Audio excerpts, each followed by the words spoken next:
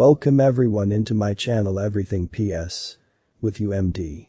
In this tutorial, we are gonna talk about explore the timeline panel. The timeline panel is where you build sequences, apply special effects, change your soundtrack, and do much of the creative work assembling your video. For this lesson, I'm using the 0203 Explore the Timeline Panel project file.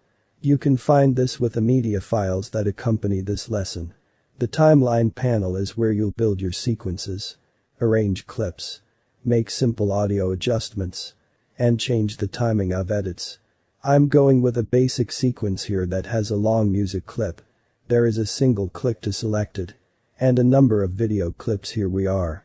I'm single clicking to select each of these and highlight them. When I play.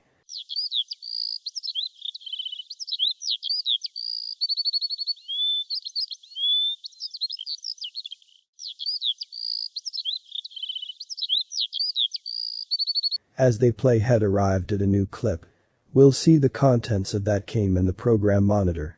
So, constructing a sequence is largely placing clips one after another from left to right inside the timeline panel.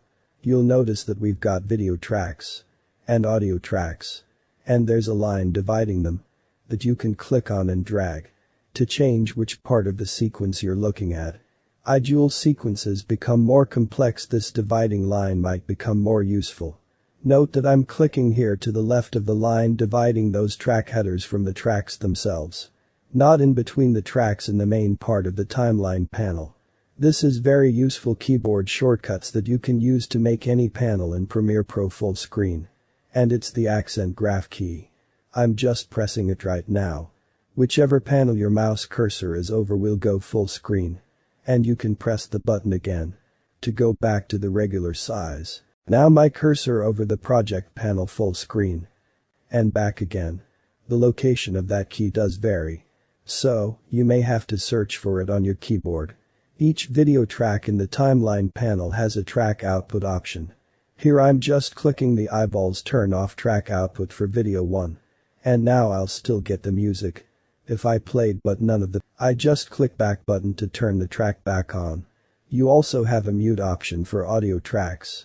If I click this M for mute track and play. No audio.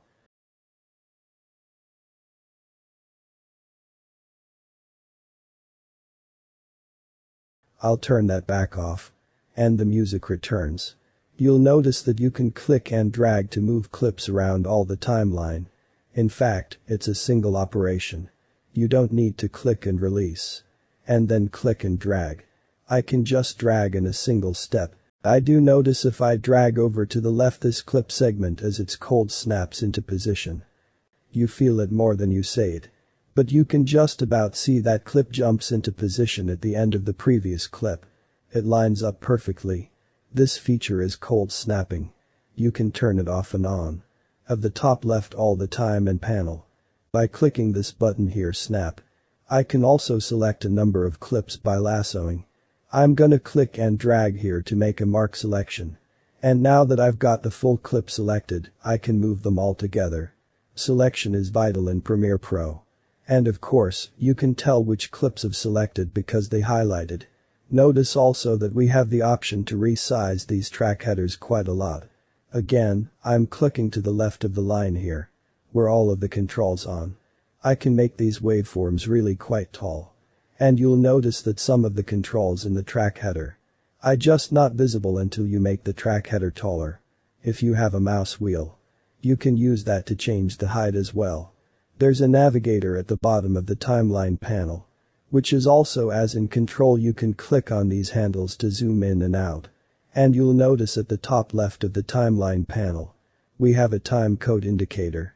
This is where we are in our sequence. Based on hours, minutes, seconds, and frames. So that's an overview of the main features of the timeline panel in Adobe Premiere Pro. What you learned. Use the timeline. Time moves from left to right in the timeline. Wherever the blue playhead is placed, you will see that frame in the program monitor. You can place clips on separate video and audio tracks. Video tracks play as a stack, so a clip on an upper video track will appear in front of a clip on a lower video track when you play the sequence in the program monitor. Audio tracks play together, so you can create a soundtrack mix by positioning multiple audio clips on different tracks.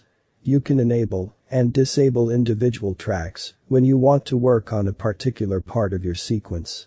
Selection is important in the timeline panel, so if things aren't working out as expected, double-check that you have the right clip selected. There are several tools to use in the timeline and program monitor panels, but you will generally use the selection tool, which is at the top of the tools panel. Finally, do not forget to like, comment, share, hit the subscribe button and turn on the bell button.